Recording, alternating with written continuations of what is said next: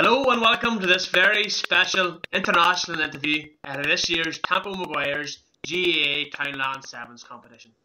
We're joined today live from Brisbane, Australia with the Munla Ski Block McDermott's player Ryan Bogue. G'day Ryan. G'day mate. How's things going for you out in Australia? Going well now, so it is.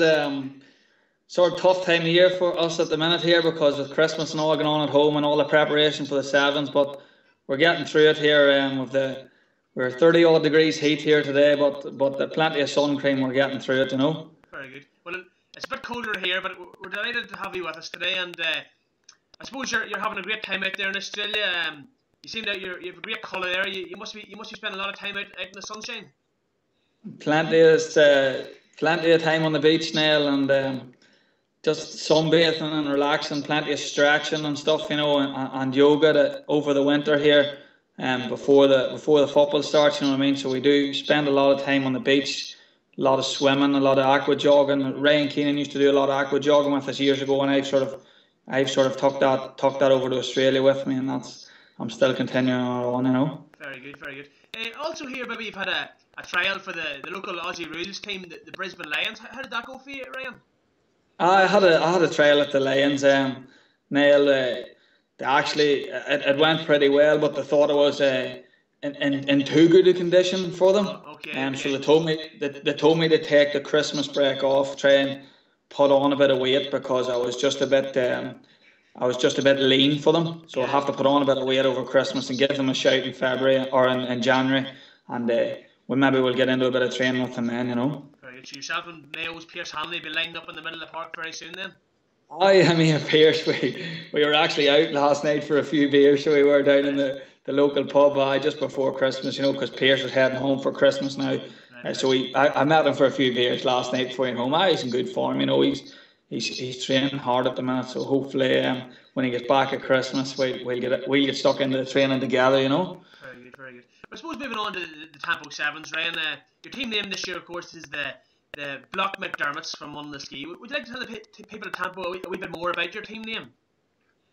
Years and years ago now, there was a fella, Blocks McDermott, within our parish who tried to organise stuff. Like he tried to organise a pubble team a few times and he was involved in a local soccer team and Enniskillen that some of the other guys was involved with. But so what we used to do every year, up until a few years ago, we used to play a game against the townies. So they used to come a crowd of townies out to the hurling field at Calvin Carroll, and we used to play them in a half Gaelic and a half soccer. So we did, and we named it after Blocks, who done so much work over the years. And I think that the Blocks McDermott trophy is currently sitting in Card Fair's mantelpiece.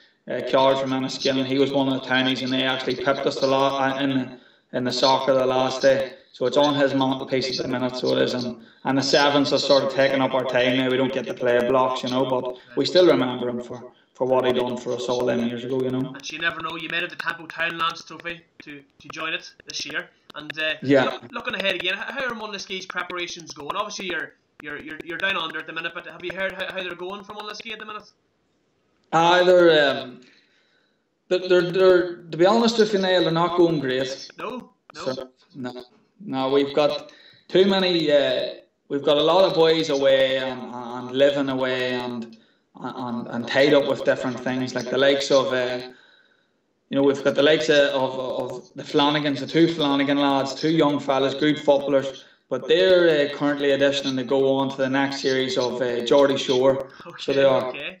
And that's taking up a lot of their time at the minute. They're doing a lot of upper body weights to get themselves sort of looking like these boys that's on this Geordie Shore, and a lot of modelling, and they're growing their hair, and so like they haven't time to think about sevens at the minute. And then you have the likes of Dermot Curran, you know, he's living in Dublin.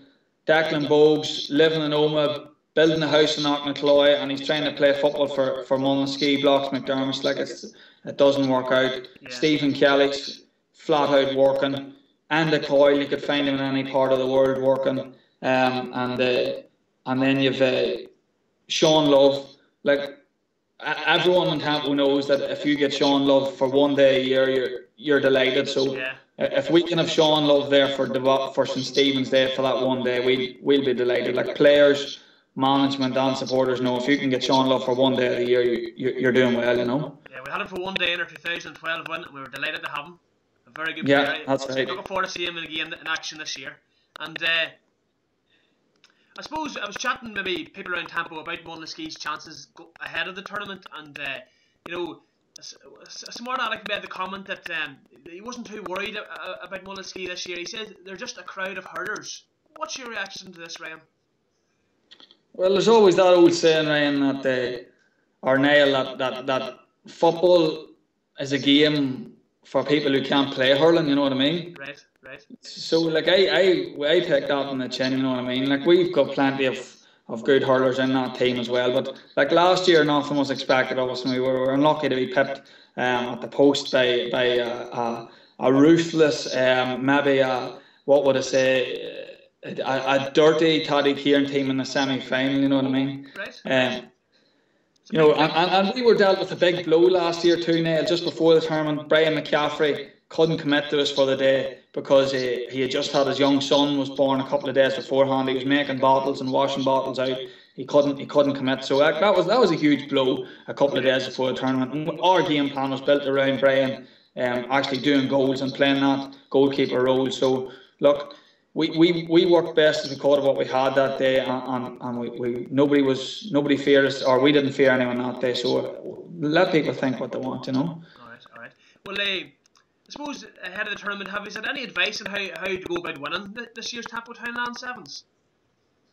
Well, we're actually very lucky, Niall, as in some of our players are attached to a lot of different people. Like we've got the likes of.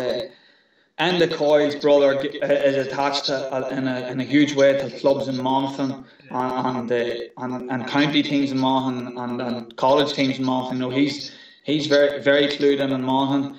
Darren McCurran actually plays club football and hurling now alongside Kieran Kilkenny, who's a Dublin player, and he's picking up a lot of tips from Kieran. Did I hear Kieran's going to give us a motivational talk the night before the Sevens? Is that right?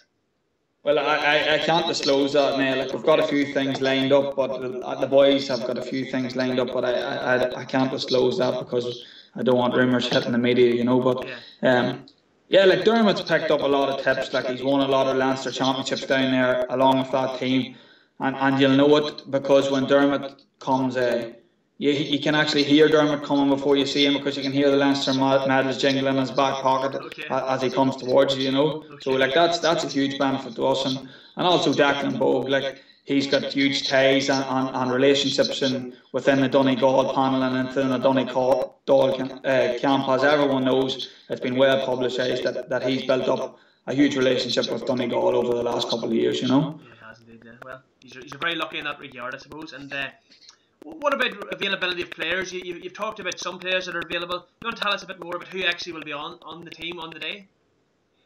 Well, unfortunately, Niall, I'll let you into a secret. I mean, I'll not be home myself for the competition. You won't know? No, I'll not be home. No. Disappointing news. A couple of months ago, I did get an offer. The chief executive of DK Electrical gave me a call a couple of months ago and offered me to come home and play for Ballyrea because for some reason Damien Kelly reckons that Ballyrea and Mullinskee is the one parish. Okay. So this guy from DK Electrical, I didn't grab his name now, he offered me to pay my flights to come home and play for Ballyrea. But look, last year Ballyrea actually took one of our players, Stephen Cox. Right. I wasn't that happy with it now at the time. So I would never go and play for Ballyrea, you know what I mean? And there's actually rumour has it that Stephen Cox is going to come back and play for his native Mullinskee this year. But again, I can't confirm that until the day because this DK Electrical company, who's a huge sponsor for Ballyrea, is writing big checks. So until the day, we don't know who Stephen Cox will play for. But I do hope that it's Mullinskee.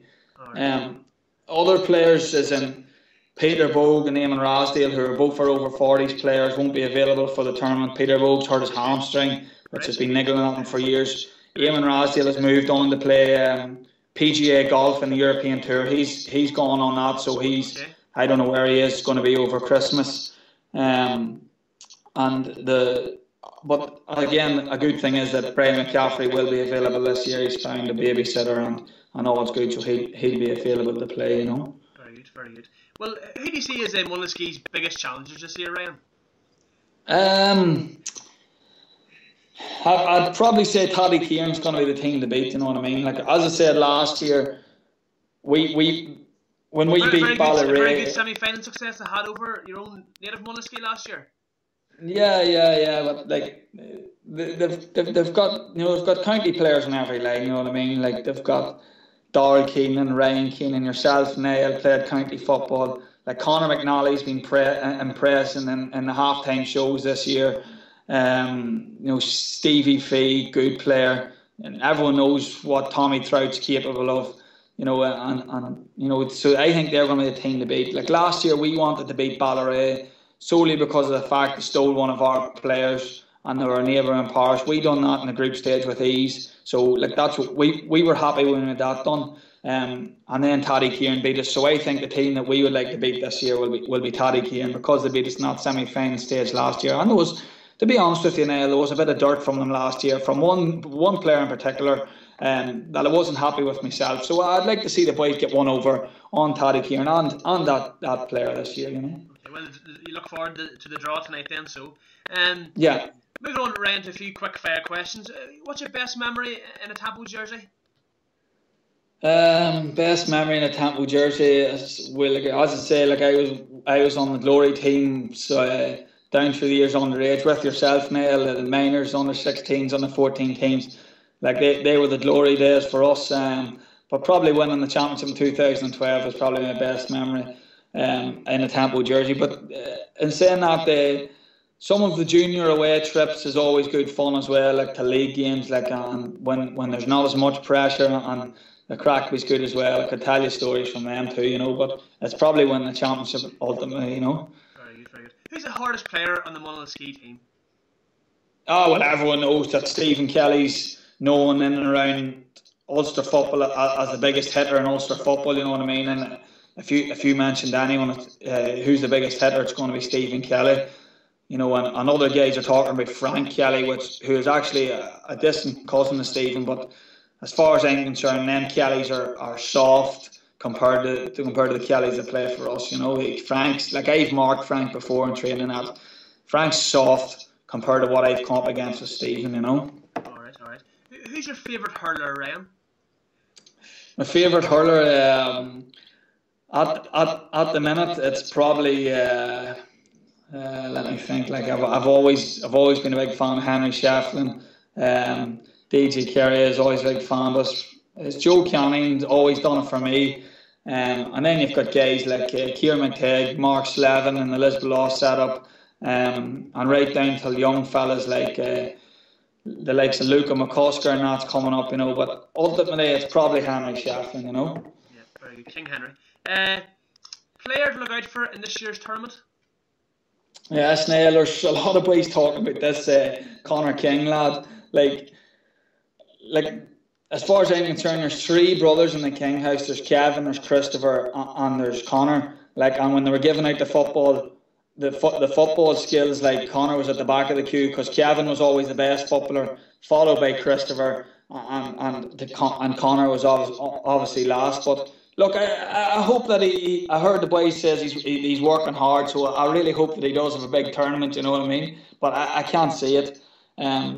Other guys, is like I've heard that Darren Foy is going to be talking out. Like I played a minor game of Darren Foy a long time ago against Dennis Skillen. He was playing the edge of the square, like he was dangerous up there, you know what I mean? Yeah. Other than that, like it's always good to see the Owl boys as well, Brian Jackson and Conor Meehan. Like them, it's always good to see them Owl boys out playing as well on Boxing Day, you know what I mean? They're good to watch, you know. Very good, very good. Ryan, where do you plan to go and celebrate in Australia if Mullinsky do the business this year? I'll probably give Pierce a ring whenever he gets back, and we'll probably go for a few beers, you know what I mean? Because Pierce understands what it's like to play for your townland and that, you know what I mean? And these Aussies wouldn't really understand that, you know what I mean? But I'll probably give Pierce a ring, and we'll probably head maybe down to the local and here in Nunda, or else we'll head into the city. Maybe some of the clubs in the city. You know what I mean? Pierce, we just walk straight to the top of the queue and straight in. You know. Yeah. So something like that. You know. Should look forward to that. Well, Ryan, that's all for today. Again, thank you very much for taking time out to talk to us here. Yeah, and just before you go, Niall, I'd like to congratulate Grace Rubsky and Zakta on the birth of their new baby boy this morning. So Trout might actually get his two nephews playing alongside him someday in the two corners, and he'll look after them, and they'll probably not get a touch of the ball if he's around, you know what I mean? But at least they'll be there to fill the gaps, you know. That's great news, and hopefully a future Tampo full forward line there. Yeah. Okay, so we'll just stay with us, Ryan, before we go. We've another sponsor come on board. Thank you to Paul McNally from the Nally Stand, who has given us a generous donation. Thanks for that, Paul. And all that's left now is for the draw to take place tonight. That's taking place at 6:30. Ryan might be probably in bed at that time, but he'll be looking for the news as to who you get in the group stages, right, Ryan? Yeah, oh, definitely. I'll be first thing in the morning. I usually be up there about 5 or 5:15. So first thing I'll be doing is checking Twitter, checking Facebook to see who withdrew. I'll get on to the guys then at home to see how we need to tailor the game plans around the games, you know. Very good. Well, Ryan, have a happy Christmas, and we'll talk to you again soon. Same to you, folks. All the best. Bye-bye.